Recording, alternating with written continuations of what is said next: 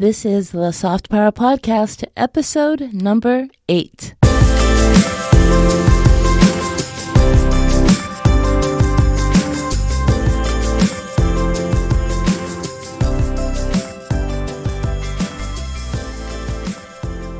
Hi, and welcome to the show.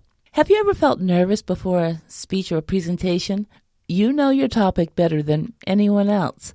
In fact, you know it so well, you feel confident enough to introduce yourself as an expert. For example, I might introduce myself by saying, I'm Susan Callender, the founder of businessclass.expert, and I am the world's foremost authority on the topic of social skills and helping shy and introverted professionals finally get seen, be heard, and stand out through the use of NLP or neuro-linguistic programming. What would your introduction sound like? We spend significant portions of our lives becoming educated, receiving degrees, studying for additional credentials, working in the field, and when it's time to stand up and present the knowledge that we've acquired to our peers or people who will truly benefit from all that we've learned, we can't speak. You clam up. Too often, you would allow a colleague to have the honors of stepping on that stage to become the influencer in your field where you have put in the work, where you have more skills, more knowledge, more expertise than that other person. You would allow another person to do that work rather than you, just so you can stay safe. Where does the fear come from that keeps you from living your life to its fullest potential? What keeps you playing small, on the sidelines, and not stepping towards a spotlight? How many instances have happened in your academic or professional career where afterwards you said, I could have done that, or you have not yet taken the time to correct that which is holding you back? Well, I've been there. And I've felt your pain, not just as a professional, but also as a shy and introverted person. And here's the thing, no one cares. That's right, in a professional or career context, people simply expect you to step up. And if you don't, they'll just move on to another person. You do know there are lots and lots of people that can speak on the same topic and give it their own spin and do it without an ounce of anxiety and overthinking. It's truly the overthinking that's holding you back. A lot of this comes from our thoughts that are created by us that do not serve us well. Fear itself is irrational. Think of that popular acronym for fear being fictitious events appearing real. Now, there's a pretty good chance you've heard that before, but this time I'd like you to spend an extra moment thinking about how that affects you in your performance, or how you show up, or how you don't show up in front of others. Fictitious means, of course, that you've imagined an outcome that isn't real, but still you've convinced yourself that nothing good will come of you. This is similar to the fear my clients experience when they first start working with me, and it surrounds that dreaded self-introduction in a room full of people, many whom they're meeting for the first time. Maybe you can relate to this. You've had the same name your entire life, the same career or title for, let's say, at least a decade. And the moment you hear the words, let's start by going around the room and everyone just say your name and something about your job and why you're here. And by the time that person finishes stating what you should include in your self-introduction, you've already zoned out.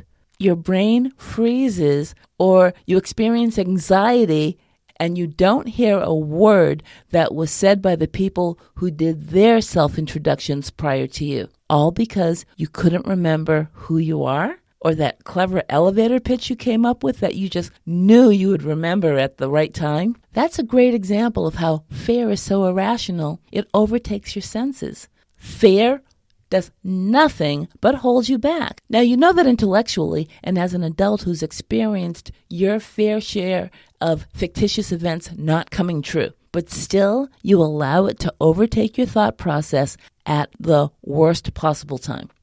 The fear you're experiencing is derived from your thoughts, and you're the creator of your thoughts. That means you can think better thoughts. You can think more empowering thoughts, because everything created in your life started with a thought. Now, how do I know this? Because for some reason, when something negative happens, you say, I knew that would happen. But you don't think the same when something positive comes about. That is because you're focused on the negative. Now, earlier I mentioned public speaking and presenting, but what about singing, dancing, or playing an instrument? Not in the privacy of your home, but in public, maybe even on a stage. You fear that as well. From childhood, I've experienced every pre-presentation and pre-performance emotion, ranging from slight nervousness to full-out paralyzing fear and panic. So I get you, my soft power society and quiet people. And here's what I want to help you avoid. Most people with these fears avoid dancing, public speaking, singing, presenting, writing. They avoid situations altogether, or they suffer through them with shaking hands and not actually enjoying it themselves. But with preparation and persistence, you can overcome your fear. I know this because I've done it for myself and for my clients. I've mentioned this somewhere before, maybe here on the podcast or on social media, but here it is again. Because of fear, I've cried in public.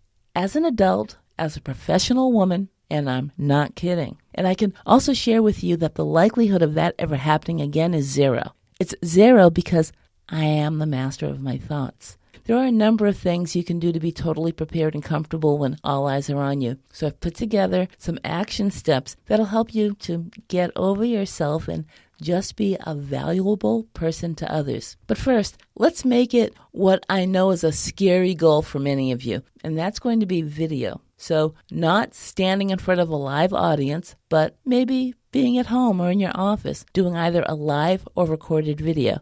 In fact, video is great preparation for a live audience because you're speaking about what you know passionately to one person, and that one person is that tiny lens. So that's right, you're going to prepare your presentation for your one ideal audience member or listener, that one person who really needs to hear what you have to share. And that's where we'll start with your action steps. First, just visualize yourself with a calm delivery. Imagine that your presentation will go well because you know what you're talking about. In your mind's eye, picture that ideal audience member nodding and smiling in response to your words, or perhaps they're leaning forward because they're so drawn into what you're saying. Next, don't worry about little mistakes or mess-ups or criticism. You're playing to your ideal audience who needs you and not to trolls. Plus, only people who envy you for having the courage to do what you're doing will have something negative to say. That's just sort of how the universe works. Thinking positive thoughts bring a sense of internal calm, and those thoughts will help decrease any negativity about how well you perform. The next step is being well-versed on your topic. The better you understand what you're talking about and the more you care about the topic, the less likely you'll make a mistake or get off track. And if you do get lost, you'll be able to quickly recover. The more organized you are, the less nervous you'll be. That means planning ahead of time from the information you want to present it, any props you want to show on your video. And those props should be in close proximity and easy to reach without your leaving the camera frame. You also want to create an outline in advance and include the main points or notes that you want to hit. It'll also help to think ahead with what questions people or your ideal audience member may want answered, and include the hypothetical question and answer in your presentation. It'll make you appear more thorough. Whether your video is live or not, you want to mention asking people to type in questions for you to answer, whether it's live or immediately after your broadcast. Don't discount the value of practice.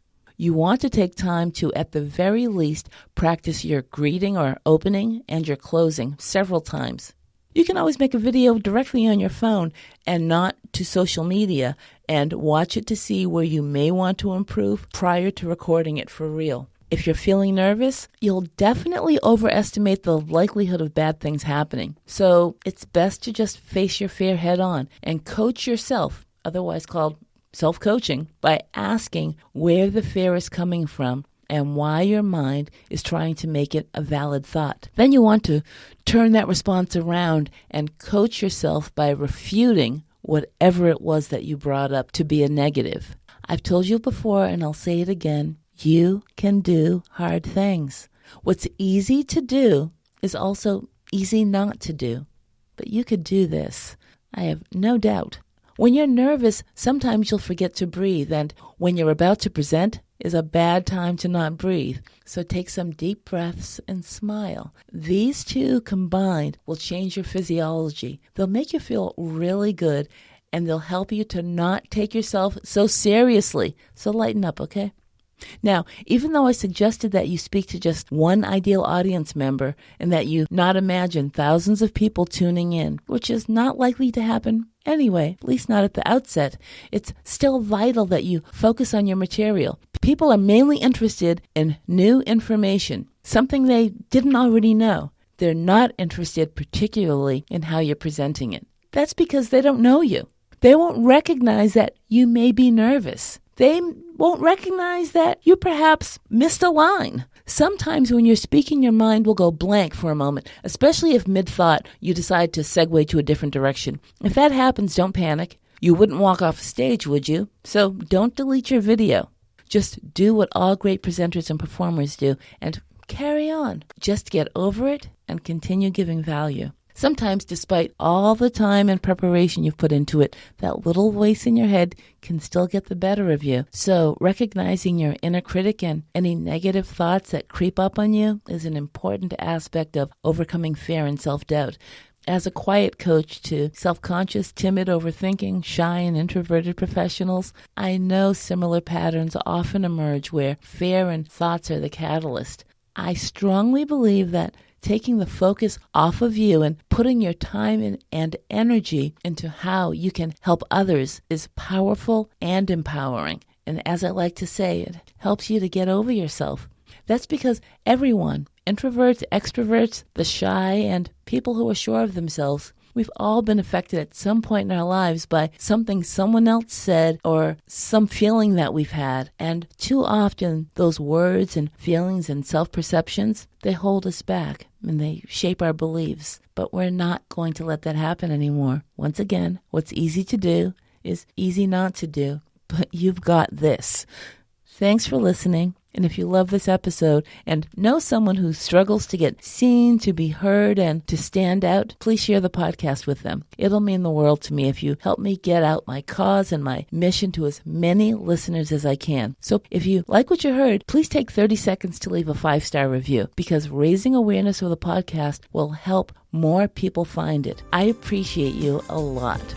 Until next time.